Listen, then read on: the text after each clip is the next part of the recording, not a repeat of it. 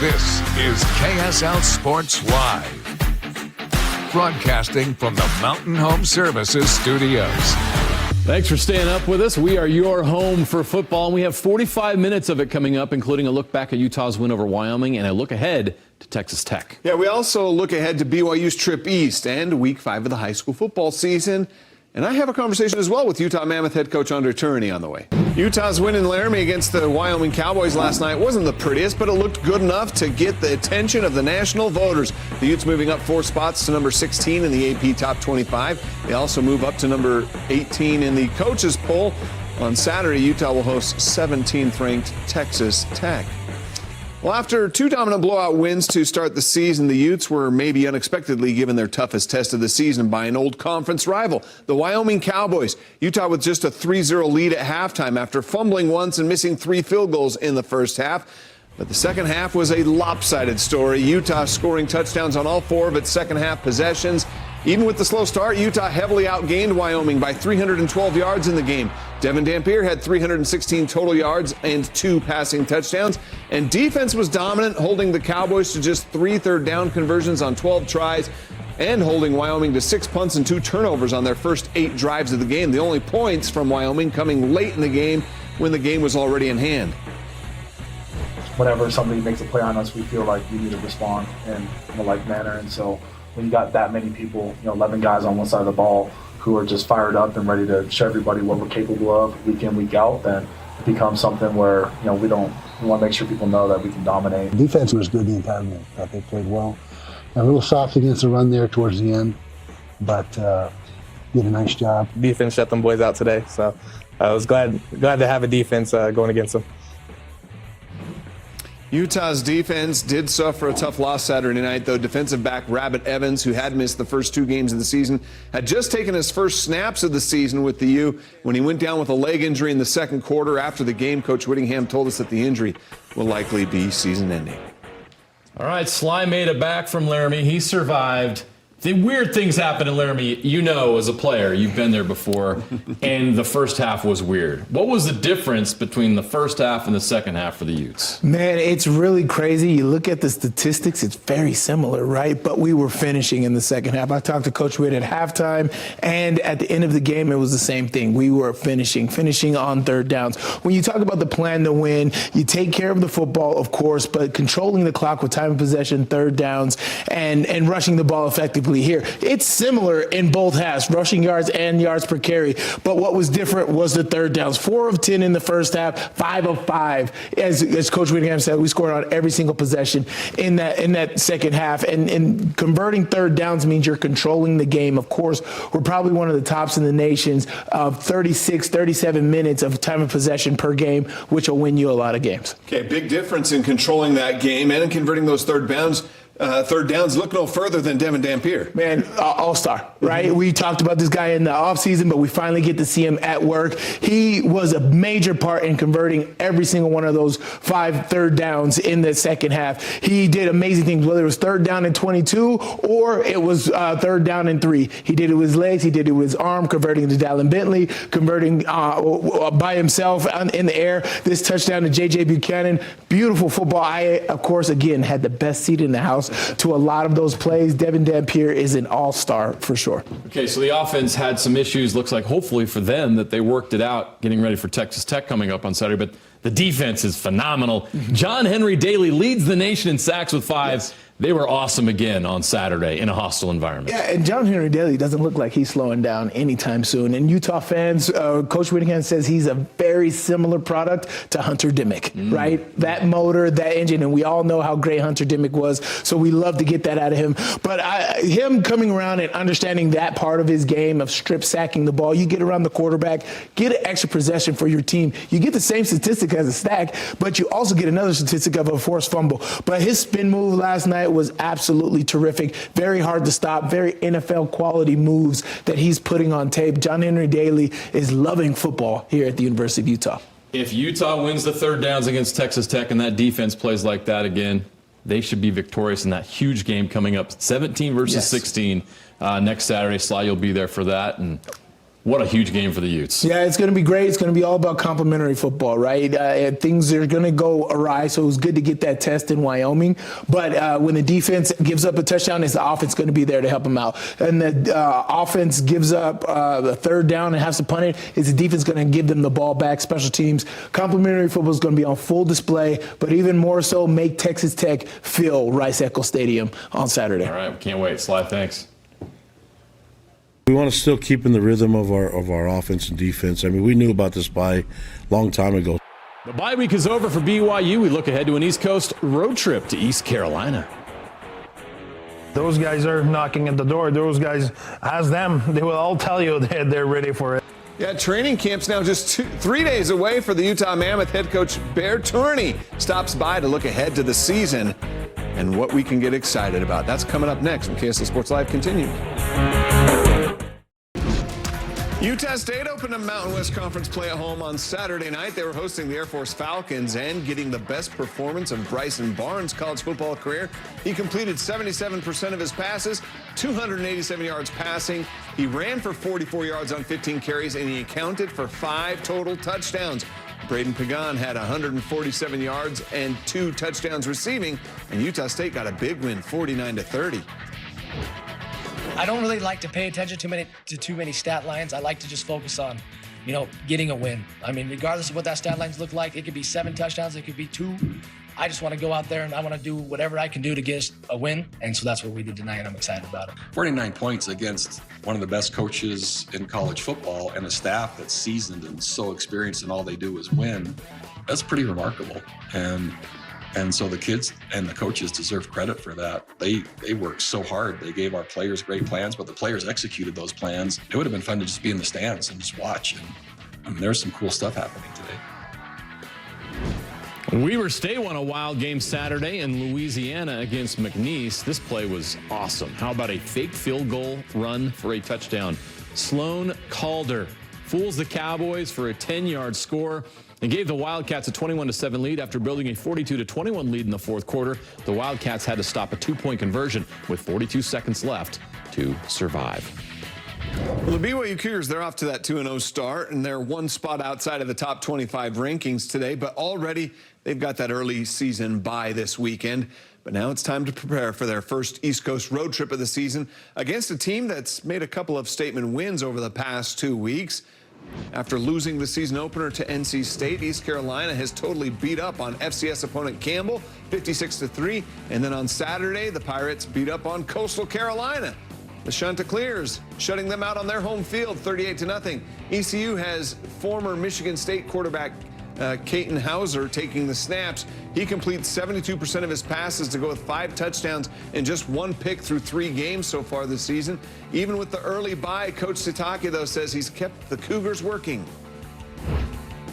We want to still keep in the rhythm of our offense and defense. I mean, we knew about this bye a long time ago, so we prepped for it, but we still need some things to improve on. So we'll do whatever it takes to get better as a team, but that means that this week's got to be important. It's not a week off. The Utah Mammoth just wrapped up rookie camp this weekend at their new practice facility. Oh, it's beautiful. It's gorgeous. 6 former first-round draft picks were in the group that is training in hopes of one day making that Mammoth roster. 6th overall pick in the 2024 draft, T.J. Ginla scored his first goal in a Mammoth sweater at the rookie showcase on Saturday. But now the rest of the team comes to town. Training camp begins on Wednesday with the first preseason game next Sunday. Here we go. All right, the NHL season's actually not that far away, and to get us going and get us excited for the season, we've got Utah Mammoth head coach Andre Tourigny joining us. Bear, thanks for stepping in the studio. Thanks a lot. Thanks for having me. Hey, how has your off-season gone? I mean, what keeps you busy during the off-season? I'm sure there's a lot of work, but do you get any downtime, any motorcycle time? Yeah, motorcycle, fishing, good family time, spend a lot of time with my sister, my dad, my mom, and my kids, so that's what I love to do. That's great. I mean, for us, right across the street, we get to see the renovations that are happening over there at Delton. I don't know if you get any extra access to see what's going on there, but the excitement, I mean, this is preseason hockey. Will be here this month. Yep. We'll have home games not too far from here with that home crowd. You guys had an amazing atmosphere last year. I would anticipate being very similar. How big is home ice advantage in the NHL. It's huge. You know, you talk about feeling of belonging, pride, and you cannot fake those stuff. So when we're in front of our fans,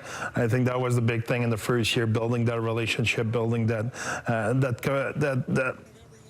kind of a commitment between the fans and our team, and it was amazing. I think the reception we had from the fans and the way they embrace our team and they cheer our team on and off the ice, everywhere. That was amazing. That was we had chilled the thing about it, so that's great. That's a good first step. Busy offseason for this club. A lot of additions were made. I think one of the one that caught our attention and a lot of people's attention was that J.J. Peterka signing. Another guy who had 60-plus points this last season. How big is it to add that to a roster that already has some great talent? Yeah. What does it bring you guys that maybe you didn't have last season? J.J. is 23. There's not a lot of player at that age who produce 60-point plus. We have Gunter and Cooley, but now adding JJ, that give us even a stronger core with our young player, and I think he has speed. He's really competitive, so we're really excited. I think he's a huge addition. Not only adding someone with that level of productivity, but you also, this offseason, were able to add more championship experience. Yeah. How big is that to have on a roster for a team that's trying to get to that level? That's huge, because in reality, you need the talent. That's the first thing. Then you need the leadership, and you need to build a culture around it.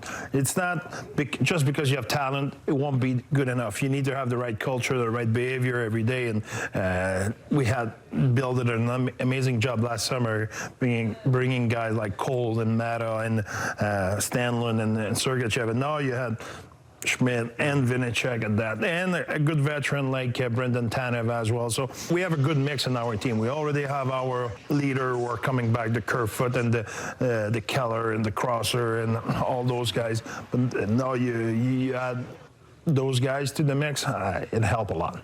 And, you know, we've talked about this in the past, but, you know, your coaching trajectory, each season you've seen a jump in point production in the standings. How close do you feel like this team is to with one more jump like that, you're a playoff team? Yeah, exactly. We're right there. We're knocking at the door, so now we need to knock the door open and making sure we're part of it. But I think it's a process. It's not just matter of talent, it's a matter of commitment. It's playing all together and having that feeling of brotherhood and playing with a lot of pride and feeling of belonging. And I think we built that, and now we're at that point where we're knocking really hard at the door, and we need to make the next step. Well, we can't wait for things to get going, for the puck to finally drop. We're just a few weeks away from that first preseason game. Bear, thanks for stopping by. I appreciate it. Thanks a lot. Yep. Thanks. Up next, the best of Week 5 of the high school football season. Rivalry games, one-handed catches, overtime thrillers. We have a little bit of everything, including the latest Game Night Live highlight reel on the way. A KSL Sports presentation. Game Night Live kicks off now. Sponsored by UCCU. Yeah, this isn't just a college football or NFL football weekend. It's also Week 5 of the high school football season, and this is now Game Night Live. It's the halfway point of the season. Can you believe that? We're 5 weeks in, and Syracuse is one of the teams in the state that has caught our attention. They've been impressive. Their only loss coming to the #1 ranked team in Idaho, the Rigby Trojans. Their 3 wins this season were very dominant performances. They would be tested, though, on Friday. They were on the road against the Alta Hawks, who've been dealing with some injuries. Titans going for the end zone. Ball tipped at the goal line by Riker Ellis, picked off by Evan Morton. Final minute of the first half, though. Ledger White to Bracken Lessie, 17-yard touchdown, and Syracuse is up 8-7. In the second half, those two would connect again, this time on a 30-yard touchdown. They connected 3 times on score. Syracuse had an 18-7 lead when Alta got this big play. Tucker Brown to Evan Morton for the 80-yard touchdown, but Syracuse would hold off the comeback, and they win 25-20. Skyview is on the road against Mountain Crest. In the second quarter here, Skyview on the board first. A short touchdown pass from Jack Clark to Lincoln Ballard. It's 7-0. In the second half, Mountain Crest ties it up. Braden Larson floats one up to Micah Clemens. And this game is tied at 7s. 10 seconds to go in the game. Skyview a chance to win it. Jace Carlson, 45-yard field goal is good. That's your final score. Skyview 10-7. Salem Hills taking on Timpanogos. Salem Hills would have a 10-point lead going into the third quarter, but Tim gets on the board with a 34-yard touchdown run from Donovan Holloway. Salem Hills would extend their lead back to 10 until Timpanogos gets a 4-yard run from Holloway. Late in the fourth, Timpanogos gets the incredible tip drill interception that would set up a game-tying field goal to send the game to overtime. But Salem Hills, with Benjamin Staley, he'll find the end zone on an 11-yard run. He had a monster game, and Salem Hills gets the win in overtime, 23-20. Juab High School was visiting Grantsville. We'll go straight to double overtime in this game. Grantsville with the ball. Rigdon Murdoch breaks loose. 17-yard touchdown run. Now Juab has a chance to respond, though, and they do. Price Armstrong over the middle to Peyton Myers. Trucks the safety to get into the end zone. Juab decides to go for 2 in the win. Armstrong keeps it himself, sneaks in. That's your game winner. Juab in double overtime, 36-35. Through 5 games so far this season, Davis quarterback Trayden Bessinger leads the state with 1,842 yards passing. He leads the state with 26 passing touchdowns. Bodie Sparrow, he's one of 3 receivers on that team with 6 or more touchdown catches. And Sparrow leads the state with 6 interceptions. Guess what I'm saying is Davis is pretty good. The latest addition to that show came on Friday when Davis faced Olympus. Off to a fast start here in the first, Trayden Bessinger and Mackay Bird hook up for their 2nd touchdown of the quarter. Later in the first, Bessinger to Sparrow, 21-0 after the first quarter. Second quarter, Bessinger to Sparrow again. Sparrow had 3 touchdown catches in the game. Bessinger, 401 yards and 6 touchdowns in a 42-14 win.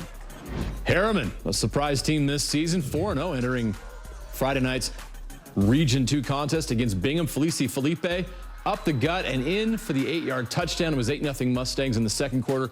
Tyler Messer, the quarterback, bowls over the Bingham defender. Boom! For his 2nd rushing touchdown of the game. 21-0 Harriman at the half. His big day continued in the second half, this time from 27 yards away. He gets to the pylon. They dance past Bingham. Harriman still undefeated with a 40-0 win. Corner Canyon, one of 5 undefeated teams still in Class 6A, hosting Brighton. Chargers start hot with Helaman Kasuga finding Scotty Pepper. Corner Canyon's first score of the game. The Chargers would actually open up with a 35-0 lead, but Bengals wide receiver Jace Evans makes an impressive one-handed snag to put Brighton on the board with that touchdown. Kasuga did have 6 touchdown passes, though. Chargers win 56-14. The Lehigh Pioneers at home against the Weber Warriors. The Pioneers start the scoring thanks to Devon Eka, a 16-yard touchdown run. He had 3 rushing scores in the game. Lehigh, their defense was a headache for Weber. Panisimani Taki with the sack. He also had an interception in the game. Lehigh receiver Legend Glasker may have been the star of the game. He had 2 outstanding touchdown catches. The second, a toe tapper in the back of the end zone. Lehigh dominates this one, 42-8. Lone Peak was back home after that forfeit last weekend in Las Vegas. Tonight they're hosting Farmington.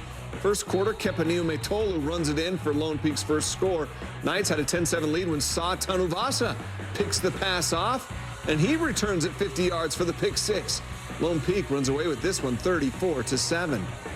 Cedar Valley and Riverton in a Region 2 contest. Cedar Valley on the board first. Colton Johnson to Luke Ballard, 44 yards for the touchdown. And the Aviators have a 7-0 lead. Second quarter, Riverton would finally get on the board. Britton Wall with a great snag for the 17-yard touchdown. Riverton led 10-7 at the half, but in the third quarter, they take control. Xander Thayer to Kyler Hartle for 17 yards and the touchdown. 30 unanswered points for the Silver Wolves. They win 30-7. Westlake was hosting the Woods Cross Wildcats. Wildcats built a 14-0 lead in the first half after Ryan Miller powers his way in for the score. In the third quarter, Westlake would find the end zone. Boston Fontaine to Sloan Sua, 28 yards to make it a 4-point game. Woods Cross came right back, though. Jesse Simmons to Marcus Stepan. That one goes 60 yards, and the Wildcats get the win 28-10. That's Westlake's first loss of the season. After a 3-0 start, Springville dropped their first game last week in a 17-14 loss to Orem. A great game. But on Friday, the Red Devils were back and hosting another Utah County rival. In Region 7, the 1-3 Pleasant Grove Vikings. First quarter, PG's Connor Ibarra to Ryder Huntsman for the touchdown. We're still in the first quarter. Lisiati Valetti powers his way in for Springville and a 14-7 lead. Second quarter, Springville on the run again. Tuiona Valetti, 24 yards. Springville pulls away for the 35-17 win. Also in Region 7, Timpview is facing Wasatch.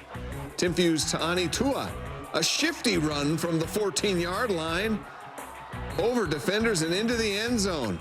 Later, Dennis Tuaone to Braxton Wilkerson. 38-yard touchdown pass. Timpview has a 16-0 lead. Wilkerson would also return a 99-yard kick for a score, and Timpview wins 33-14. The Cypress Pirates taking on the West Jordan Jaguars. We start in the first quarter. Cypress quarterback Brock Langford